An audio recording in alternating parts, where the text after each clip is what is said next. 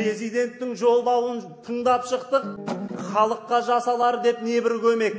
Тоқаев бұрын соңды айтылмаған тіл жайлы тіркес айтты елін демеп. Қазақ тіл ұлтаралық тіл болады деп жолдауда уәде берді жоғын делеп. Біздің тіл ұлтаралық тіл болуға құр сөз емес құзырет беру керек. Бұрын орысша білмесек аштан өлдік, енді қазақша білмеген өлу керек.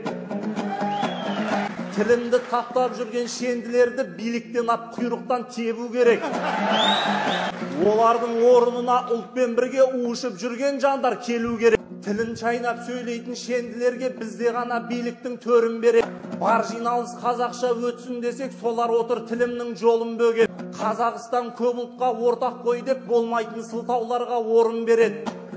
Менің сол мәңгүрттерге айтатыным, тұрса да 130 ұлт өңірге кеп, Қазақстан көп ұлтқа ортақ болса, қазақ тілде ортақ тіл болу керек.